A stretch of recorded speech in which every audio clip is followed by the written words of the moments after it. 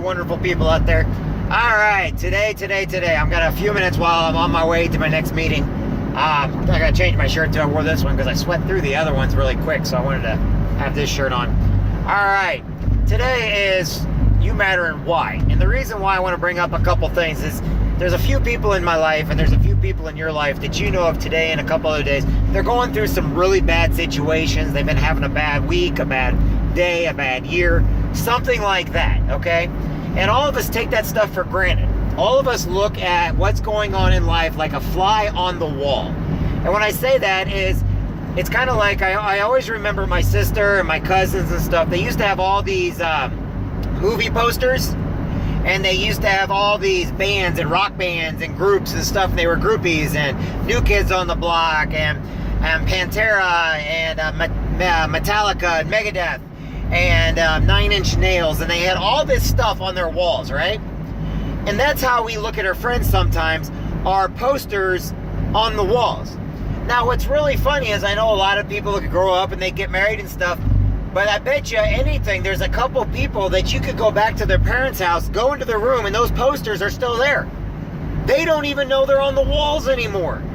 Because what happened was, even when the band was no longer popular, they never thought about taking that stuff off the walls. They no longer could see it. They could no longer see the writing on the wall. We always say you got to look for the writing on the wall. But to me, that saying's got a different meaning. It means the writing on the wall means we no longer can see when somebody's hurting. We no longer see when our friends are having problems. We no longer judge our friends when they're going through depression.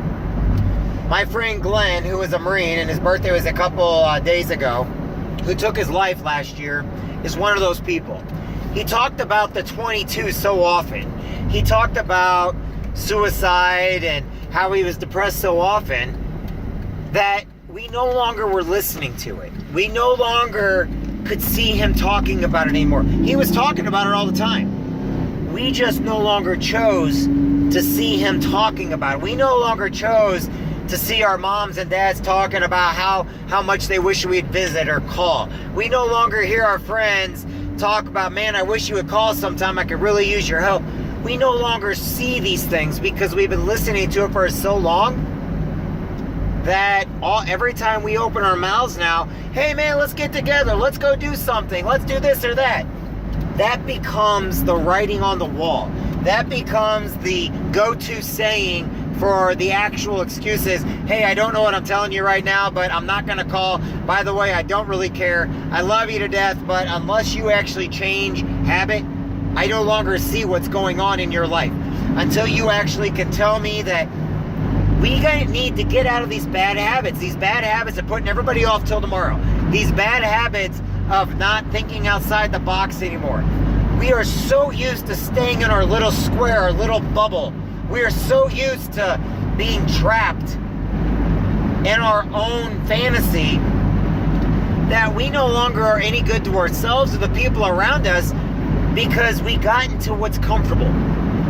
Now, there's a book that I personally used to tell everybody to read. It's called The Dream Giver.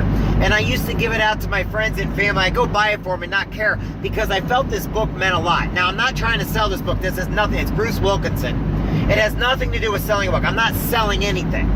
But the book always talked about we get in our comfort zone and we no longer know how to get out of our comfort zone. We no longer know how to move forward in our life.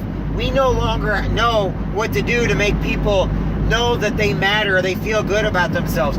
We are in this land of safety because we got to a point in our life to where we don't want to look behind because we don't want to go through those problems anymore. We don't want to look ahead because we don't ever want to have new problems, realizing that where we're sitting at right now, we no longer see the starting line where we started. And we're sure as heck not across the finish line because we are not where we want to be. But because we are so scared to move any farther, we're trapped in our side ourselves. We are no longer seeing the writing on the wall. We are the movie theater poster that we put on the wall in the 80s. And we don't even know it's there anymore. Why? It's right in front of us. But we can't see it. We are now blind to our own problems. Our friends, relatives, family members, military members, they are having issues today. They're having issues to where they need us to step outside of our box. Maybe you had goals in your life and you quit reaching for those goals because they got too hard to go after. We matter because we need to start looking at the finish line, or figuring out the direction we were going towards the finish line, because we can't see it, and we need to start going after it again. Who cares about the problems you're going to encounter? We learned how to take care of the problems in the past by dealing with them. We can learn about the new problems, and you know what? We're the happiest when we're moving forward. You know what happens when you get to the land of forgetfulness? The land of the unknown, the forgotten? You get to a point in life that safety and that box you're in is not safe anymore. It's actually holding you back from every goal you ever set for yourself. It's holding you back from helping your friends and family members. It's holding you back from where you need to be and where you need to go. You need to be bigger and better than who you are today so you can do more tomorrow. Now, what am I talking about? Why does just sound? I've had friends commit suicide. I can no longer get back. But none of my friends could see their struggles. I've got friends and family members that shoot for goals and they're in businesses and they're so afraid to go talk to anybody that they lose money and they no longer can help anybody, yet they have the very thing that they need to help everybody. Somebody may just need you. I know priests that are so scared because all they do is do good with God's work, but they're so scared because everybody in the world wants to attack them. They forgot that they're messengers of peace and hope, that they no longer are messengers. They're cowards. We look at problems as in, oh my God, I got another problem, instead of looking at that problem as something we need. We're never given anything in our life that we cannot get through, get to, or get past. I wish problems upon people. I really do. I wish hardship. You know why?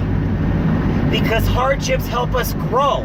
And you know, I heard that many times by many people saying, you know, I wish hardships upon you, thinking, man, you're not a good person. But now I realize that the harder that things are upon us that we get through, the easier our lives become, because now we want something more in life. The more challenges we take on. But if we become that fly on the wall and we do good for nobody, including ourselves, then how can we get through the problems that we're facing today? I wish problems upon you so that you can get through it. I was told a long time ago, God would never put you in any situation He couldn't help you get through. There is not a business in the world that's successful where if you can't find somebody to help you with it, to give you advice in it, to get you through it. Look how many car salesmen are out there that you can go ask for advice on selling a car. How about people to go out and get a job? There's always somebody willing to help you, somebody willing to put themselves out there just so that they know that they helped somebody. All you got to do in life is make a difference to one person. The only problem is you will never know who that person is. I wish hardships upon each and every one of you because I believe in each and every one of you. Each and every one of you matters. Each and every one of you makes a difference. Why do you matter? Because you need to get through the land of the unknown and get back to the land of chance and sacrifice and suffering so that you can have a better life. You matter. The people around you matter. I believe in you. I don't care what you do in life. I believe in you as long as you do it for a good reason. My name is Jeffrey Jansen. I'm visiting. I got to get going right now. I'm kind of in a little bit of a hurry. I'm at a red light. I got to take a left. I'm in Hannibal. I'm heading down to the historic district, and then I got to put in my GPS where I'm going. Hope everybody of you have a great day. God bless everybody. Talk to you soon.